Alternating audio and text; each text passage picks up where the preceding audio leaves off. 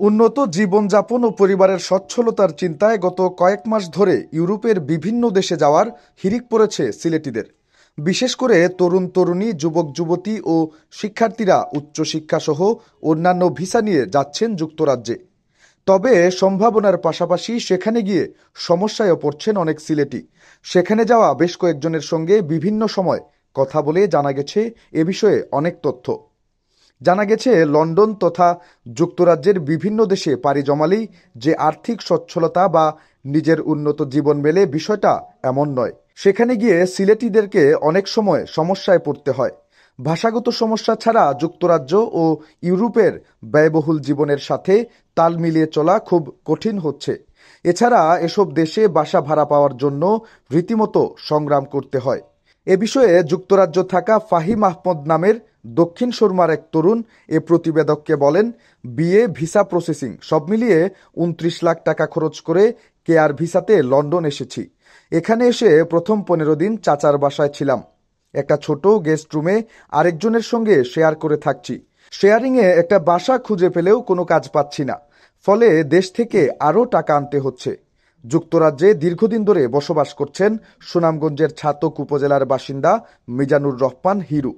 তিনি সেখানকার বড় ব্যবসায়ী, রাজনীতিবিদ ও কমিউনিটি নেতা।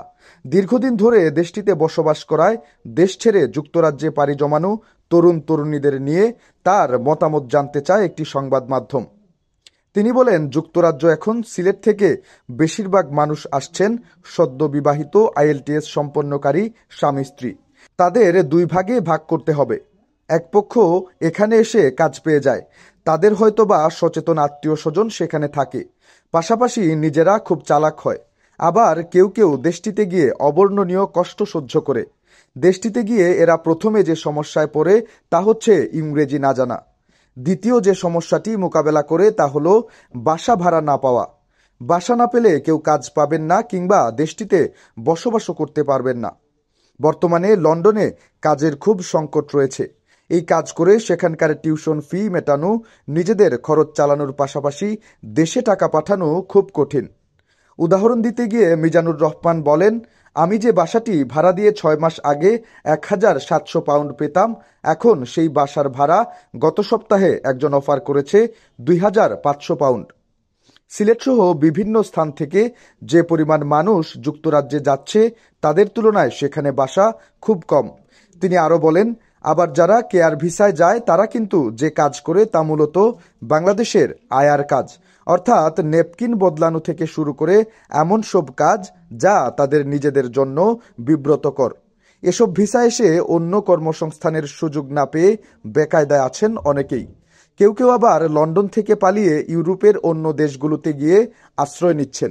12 বছরের রিপ্লেসমেন্ট গ্যারান্টি নিয়ে তানভীর মেটালি প্রথম বাংলাদেশে। তানভীর মেটালের স্মার্ট পণ্য ব্যবহার করুন, স্মার্ট হন। দেশে থাকতে এই তরুণেরা যেভাবে চিন্তা করেন প্রবাস জীবন তার চেয়ে অনেক কঠিন। তবে আছে ইতিবাচক দিকও। অনেকেই বলছেন, যারা উন্নত জীবনের আশায় লন্ডন বা ইউরোপে পাড়ি জমায় তারা কিন্তু বেশ সফল। কেউ কেউ ২০ থেকে ২৫ লাখ টাকা খরচ করে লন্ডন গেলেও সেখানে কোনো মতে থিতু হয়ে গেলে তার ও তার পরিবারের ভবিষ্যৎ উজ্জ্বল। আবার বিয়েতে অহেতুক খরচ না করে কেউ যদি দেশের বাইরে যেতে এই টাকা খরচ করে তাহলে তা তাদের কেরিয়ার এবং পরিবারের জন্য ইতিবাচক।